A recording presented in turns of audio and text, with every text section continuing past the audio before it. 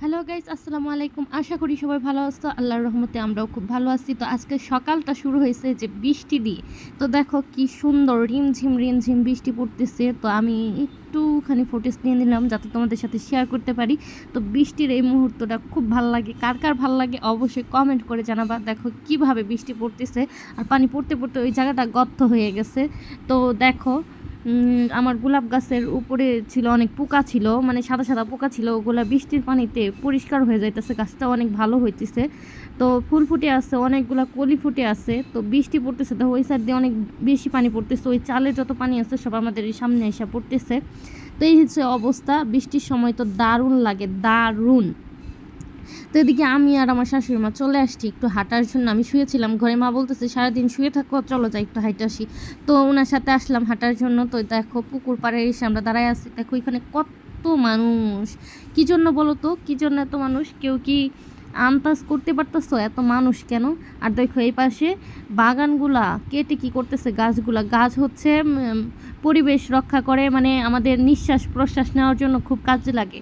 তো দেখো এইখানে হলে ফুটবল খেলার দেখার জন্য এত মানুষ আর এত ভিড়, রাস্তা দিয়ে যাওয়া যায় না, চলাফেরা করা যায় না এই যে খেলার সময়গুলো। আর দেখো কোথায় বসে আসছে, ওই যে ছাদের উপরে, টিনের উপরে, মানে কি যে অবস্থা খেলা দেখার জন্য, কি যে করে এরা বলার মতো না। আর যে জুড়ে চিল্লাইতেছে গোল হওয়ার পরে, তা বলার মতো না। আর এইখানে দেখো মাছ আছে, পুকুরে মাছ ছাড়া হয়েছে, মাছের হচ্ছে গিয়ে খাবার দেওয়া হয়েছে। আর দেখো ওই সাইডে গোসল করতেছে এক ভাইয়া, ওইখানে এক আপু, ওনারা গোসল করতেছে। তো এই নোংরা পানিতে গোসল করে যে কীভাবে টিকে আল্লাহ জানে। দেখো পানির অবস্থা একেবারে করুন। আর এই বিল্ডিং থেকে টয়লেট হতো বা কিচেন থেকে হলো টুপ টুপ টুপ টুপ পানি পড়তেই থাকে নিচে। এইগুলো দেখার পর আমার ভালো লাগে না। প্রথমে একদিন আমি নামছিলাম, আমার ডাইরেক্ট চুলকানি হয়ে গেছিলো শরীরে, সেজন্য রাশিনা আয়ন কিছুদিন করছিল, ওরও চুলকানি হয়ে গেছে। সেজন্য বলছে যে না, যত যাই কিছু হয়ে যায় ওই পুকুরে তো নামতে দেওয়া যাবেই না, কারণ আমাদের সবার অ্যালার্জির প্রবলেম। তো এই বাগানটা বিক্রি করে ফেলছে 2% জমি, তো সেটাই আমরা দেখতেছিলাম। তো ওইখানে গাছ ফালানো ছিল, ওটার উপরে কিছুক্ষণ আমরা বসেছিলাম।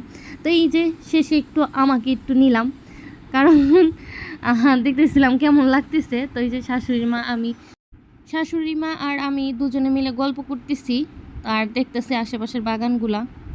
তো ভিডিওটা এই পর্যন্তই। ভালো লাগলে অবশ্যই লাইক কমেন্ট শেয়ার করবা। সবাই ভালো থাকবা, সুস্থ থাকবা। আল্লাহ হাফেজ।